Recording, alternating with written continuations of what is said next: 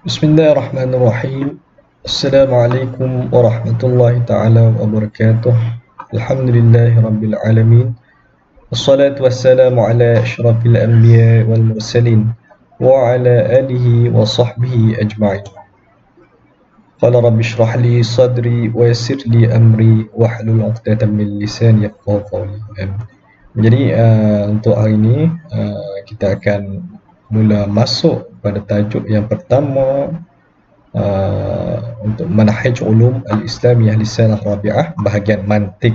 Sebagaimana yang ustaz bagi tahu sebelum ni, subjek manhaj ulum ni dia terbahagi kepada dua ilmu ataupun dua pecahan. Yang pertama adalah mantik, yang kedua adalah usul fiqh. Mantik, usul fiqh. Jadi untuk hari ini kita akan berbincang tentang tajuk pertama ilmu al-mantik, iaitu ilmul mantik. Ini sebagai muqaddimah ataupun pengenalan untuk apakah itu ilmu mantik. Okey, kita terus masuk tajuk ilmu mantik.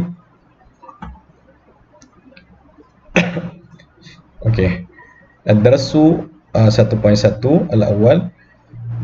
Untuk hari ini kita akan habiskan zikru makanah al-aqlu fil Islam dan juga bayan ta'rif ilmu mantik wa mawdu'ihi wa ahamiyatihi. Okey, dua saja insya-Allah. Yang pertama, makanatu al-aqlu fil Islam. Makanah al-aqlu fil Islam ni maksudnya kedudukan ataupun pangkat darajat akal fil Islam, dari pandangan Islam. Okey, apa Islam ni kata tentang akal kita ni? Okey, berkenaan akal. Laqad ihtamal Islam bil aqli ihtimaman kabiran. Qala Allah Ta'ala, okey, Islam ni menitik beratkan bil aqli, tentang akal kita ni, ihtimaman kabiran, secara amat beratlah. Qala Allah Ta'ala, seperti mana firman Allah dalam Quran, kadzalika yubayyinullahu lakum ayatihi la'allakum ta'qilun, surah Al-Baqarah. Okey, boleh tengok terjemahan dia apa dalam Quran. Okey, ni syarah kepada ayat Quran tu. Yad'una Allah ila istikhdam al-aqli biqaulihi. Allah menyeru kita kepada menggunakan akal dalam sabda firman-Nya la'allakum ta'qilun. Ni dia punya syahid ataupun point daripada ayat Quran yang berkaitan dengan ilmu mantik ataupun berkaitan dengan akal. La'allakum ta'qilun, semoga kamu ni berfikir, ta'qilun. Wa istikhdam sighah fi'liyah li ihtimamihi bil amaliyat al-aqliyah kat tafakkur wan nazar. Dan Allah Ta'ala ni menggunakan sighah al-fi'liyah, ayat yang berbentuk fi'liyah. Okey, jumlah fi'liyah la'allakum ta'qilun ni ada sebab dia. Apa sebab dia? Liihtimamihi bil amaliyat al-aqliyah, untuk menitik beratkan amaliyat al-aqliyah, menitik beratkan amalan ataupun pekerjaan, apa kegunaan al-aqliyah, akal kita ni. Apa kegunaan dia? Kat tafakkuri wan nazari, seperti untuk berfikir, wan nazari, dan memerhati. Okey, berfikir dan memerhati. Dan lagi katanya, wa ja'alal Islam al-aqlu manatut taklif, dan Islam ni menjadikan akal kita ni sebagai manatut taklif, satu point ataupun satu penyebab kepada taklif. Taklif ni maksud dia pentaklifan, sesuatu tanggungjawab.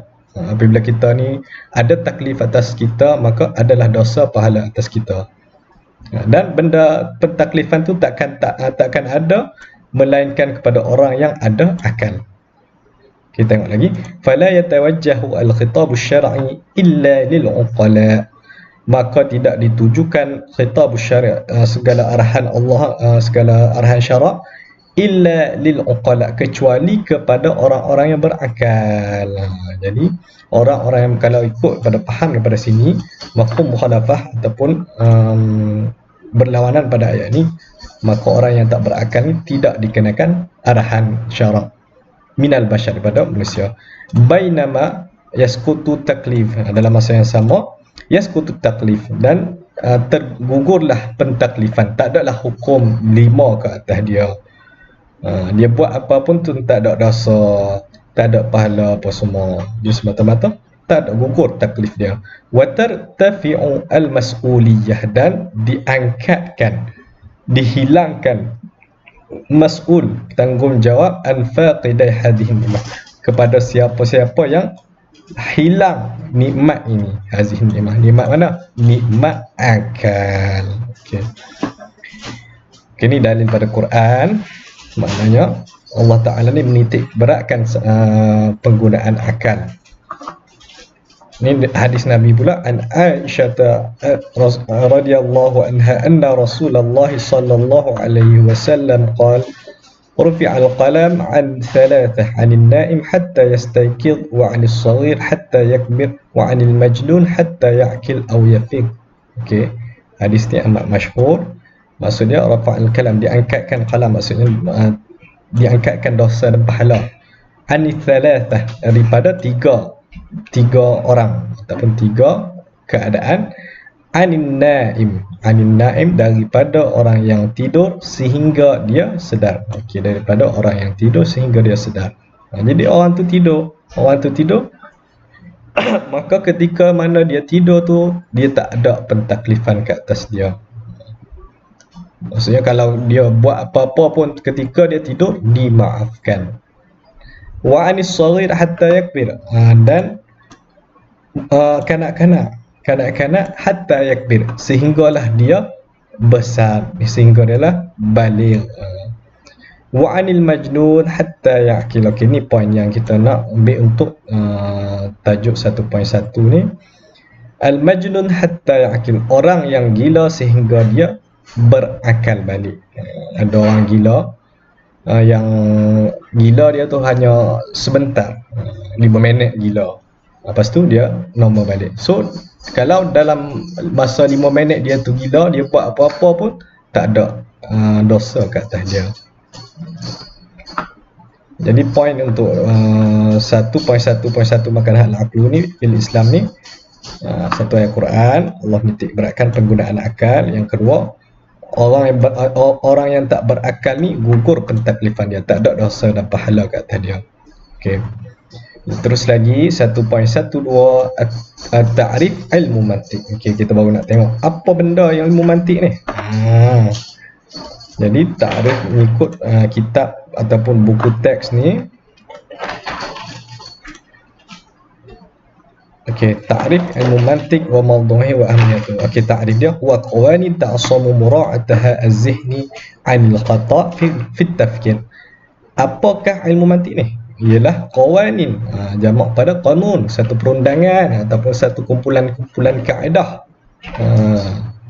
Ta'assamu, yang mana kaedah tu digunakan untuk mura'atah az-zihni, menjaga az-zihni, pemikiran kita, anil khata', daripada tersalah, fit tafkir, ketika mana berfikir. Maksudnya ilmu mantiq ni satu kaedah, satu hukum, satu perundangan, yang mana perundangan tu boleh kontrol kita punya pemikiran daripada tersalah.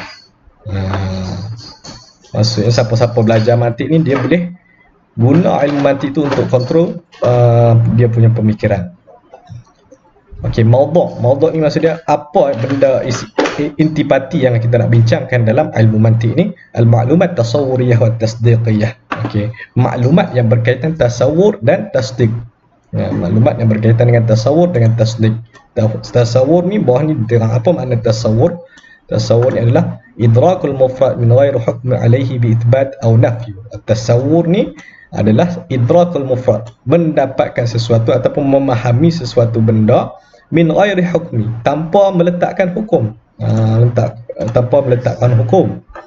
Bi ithbat aw nafy, sama ada nak menafikan, sama ada nak menetapkan ataupun menafikan, sama ada nak mengiyakan ataupun nak menidakkan sesuatu mufrad, sesuatu benda lah.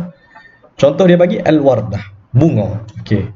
Al-madrasah, sekolah. Al-bait. Jadi perkataan wardah ni sahaja, tidak ada apa-apa hukum ke atas dia, sebab hanyalah tasawur, tanpa ada hukum. Tidak kita kata al-wardatu hamra, bunga yang merah, tak ada. Bunga yang jamilah, tak ada hukum. Hukum ni lebih kurang sifat lah, kita letakkan sifat ke atas sesuatu benda. Ataupun boleh juga sedang kita letakkan Allahumma salli ala sayyidina Muhammad, kita letakkan nama orang. Kalau kita letakkan nama orang, contohnya Muhammad hanya Muhammad sajalah, tanpa meletakkan apa-apa hukum ke atas, apa-apa sifat ke atas Muhammad tu. Maksudnya kita tahu Muhammad sahaja. Adapun tasdik pula lawan kepada tasawur tadi, wa idrakul bukan lawan, dia huraian kepada tasawur, lebih jelas lagi. Wa idrakun nisbah al-hukmiyah, ialah mendapati ataupun memahami nisbah hukumiyah. Ada nisbah hukum ke atas mufrad ni tadi. Contohnya tadi kita kata wardah saja, kalau sebut saja wardah, maknanya tak ada sesuatu hukum, tak ada apa-apa hukum ke atas bunga tu. Tapi kalau kita tambah perkataan nabatu, al-wardah adalah tumbuhan, maka tumbuhan ni adalah hukum yang diletakkan ke atas wardah. Ataupun al-madrasah, tadi al-madrasah saja, tapi kita tambah satu hukum yang baru, iaitu jamilah, madrasah ataupun sekolah yang cantik. Okey, al-baitu kabir, rumah yang besar. Yang besar inilah adalah hukum. Jadi kalau ada hukum ke atas sesuatu mufrad, maka tu kita katakan tasdik. Kalau tak ada hukum, semata-mata nama ataupun benda tu sahaja, pensel ke sahaja, Perdana Menteri ke sahaja, tu tak jadi tasdik. Kita sekadar tasawur, menggambarkan je siapa tu dia. Sebut Najib tahu PM. Kita letak lagi hukum ke atas dia, tak letak lagi sifat ke atas dia. Okey, ahamiyah dia pula, kepentingan apa kepentingan kita belajar mantik ni, dia lebih kurang sama dengan takrif dia, adalah untuk ismatuz zihni 'anil khata' fi tafkir, menjaga pemikiran kita daripada tersalah. Contohnya, senang cerita contohnya macam ni.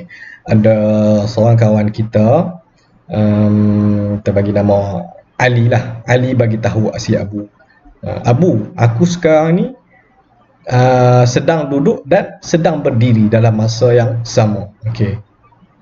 Ali tu kata kepada Abu, dia sedang duduk dan sedang berdiri dalam masa yang sama. Jadi kalau kita belajar mantik, kita tahu benda tu tak deh. Benda tu adalah mustahil. Jadi kita tahu Ali tak boleh tipu kita sebab kita belajar mantik. Itu contoh secara asasnya, tapi banyak lagi kegunaan ilmu mantik. Wallahu a'lam. Setakat itu saja untuk hari ini. Kita dah cover 1.11, 1.12. Okey. Assalamualaikum warahmatullahi taala wabarakatuh.